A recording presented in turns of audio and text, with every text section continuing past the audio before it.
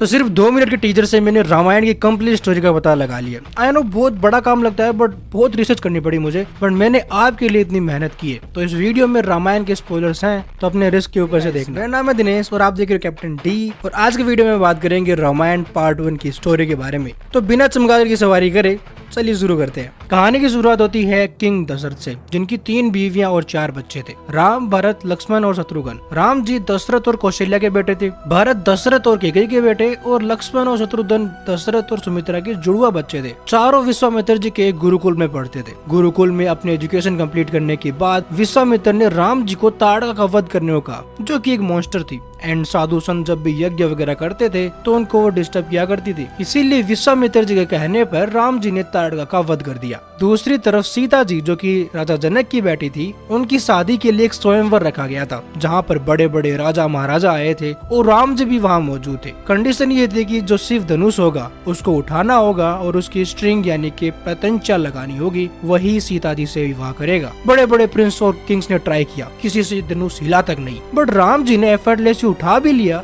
और जैसे उसकी प्रत्यंचा लगाने लगे उन्होंने इतना फोर्स लगा दिया कि वो टूट ही गया। अब वैसे कंडीशन सिर्फ उसे उठाने की थी और प्रत्यंचा लगाने की थी, पर राम जी ने उसे तोड़ दिया, तो कंडीशन तो फुलफिल हो चुकी है। तो इस तरह राम जी और सीता जी का विवाह संपन्न हुआ। शादी के बाद जब राम जी अयोध्या आए थे तो उनको राजा बनाना था। पूरा राज्य खुश था, सब खुशियां मना रहे थे, पर एक ऐसी इंसान थी जिसको ये खुशियां बिल्कुल ही बर्दाश्त नहीं थी, कैकेयी की मैड मंत्रा। उसने कैकेयी के कान भर दिए और कहा कि अगर राम राजा बन गया तो उसका बेटा भरत एक नौकर बनकर रह जाएगा। कैकेयी पहले तो राम जी के राजा बनने से बहुत खुश थी, बट मंत्रा की कानाफूसी के बाद राम जी के क्राउन सेरेमनी यानी कि राज्याभिषेक से पहली रात कैकेयी ने राजा दशरथ से वो प्रोमिसेस मांग लिए जो राजा दशरथ ने कभी उन्हें प्रॉमिस किए थे कि वो कभी देंगे, कि जब भी मनो मांग लेना। जिसमें पहला प्रॉमिस ये मांगा कि भरत को किंग बनाया जाए, और दूसरा राम जी को 14 साल वनवास जाना पड़ेगा। अब राजा दशरथ ने कैकेयी को बहुत समझाने की कोशिश की, पर कैकेयी नहीं मानी, और राजा दशरथ चाहकर भी अपने प्रोमिसेस नहीं तोड़ सकते थे, क्योंकि रघुकुल रीत सदा चली आई, प्राण जाए पर वचन न जाए। और राम जी भी अपने फादर के वचनों को पूरा करने के लिए 14 साल के वनवास के लिए मान गए थे। बट लक्ष्मण जी ने कहा कि अगर राम जाएंगे तो लक्ष्मण जी भी जाएंगे, और राम जी जहाँ सीता जी वहाँ। तो ऐसे राम, लक्ष्मण और सीता जी निकल गए वनवास के लिए। दिन बीतते गए और तीनों अपना वनवास गुजारते गए,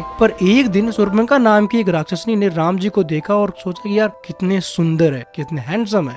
शूर्पणखा एक सुंदर लड़की के अंदर ट्रांसफॉर्म हुई और डायरेक्ट राम जी से शादी की बात करने लगी, पर राम जी ने मना कर दिया। उन्होंने कहा कि मेरी शादी हो चुकी है और सीता जी उनकी पत्नी है, और मजाक में कहा कि जाके लक्ष्मण को एक बार पूछ लो, पर लक्ष्मण जी ने मना कर दिया। तो शूर्पणखा ने सोचा कि ये दोनों मिलकर मेरा मजाक बना रहे हैं और सीता जी के लिए मुझे रिजेक्ट कर रहे हैं। तो गुस्से में शूर्पणखा ने सीता जी को खाने के लिए आगे बढ़ी, तो लक्ष्मण जी ने उनकी नाक काट दी। और इतने बड़े ह्यूमिलेशन के बाद शूर्पणखा अपने 2 भाई खर और दूषण के पास गई और अपनी बहन की बेइज्जती का बदला लेने के लिए दोनों डीमंस की आर्मी लेके आए थे हमला करने के लिए, बट राम जी ने उनकी आर्मी को चुटकी में हरा दिया। कुछ दिनों बाद सीता जी को जंगल के अंदर एक सोने का हिरन दिखता है, जो कि राम जी और सीता जी के आश्रम के आसपास घूम रहा था। सीता जी ने उस हिरन की ब्यूटी देखकर राम जी को उसके कैप्चर करने को कहती है, पर जाने से पहले वो लक्ष्मण जी को सीता जी की सेफ्टी का ऑर्डर देके जाते हैं। हिरन भागते भागते जंगल के अंदर बहुत दूर चला जाता है। ये देखकर राम जी ने तीर से हिरन को शूट कर दिया, पर मरते मरते हिरन एक इंसान की तरफ बदल जाता है, और राम जी की आवाज में ही लक्ष्मण जी और सीता जी को आवाज लगाने लगता है। लक्ष्मण जी को पता था कि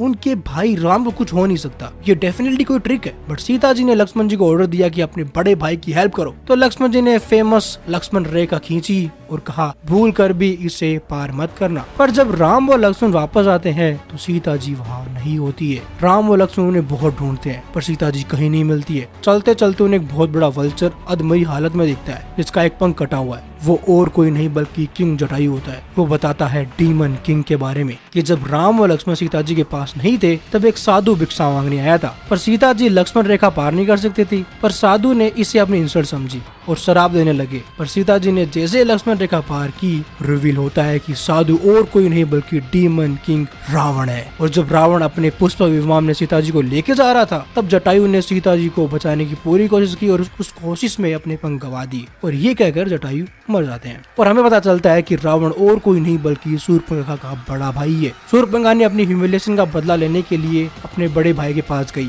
बट उसने अपनी बेइज्जती से ज्यादा रावण को ये बताया कि सीता इस दुनिया की सबसे खूबसूरत इंसान है। और वो कहते कि चाहे तुम राक्षस के राजा हो, पर अगर वो नहीं है तो कुछ भी नहीं है, क्योंकि शूर्पणखा जानती थी कि रावण की कमजोरी क्या है। इसीलिए रावण ने प्लान बनाया।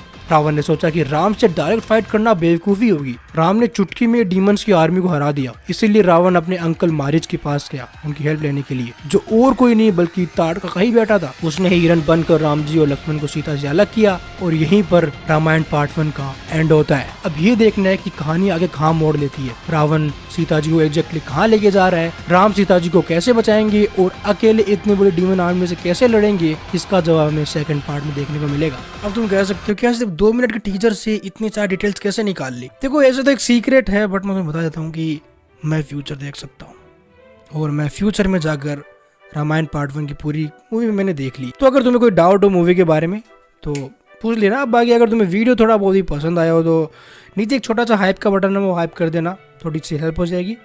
सो this was the captain D speaking, signing off, see you in the next time, bye bye, love you, take care.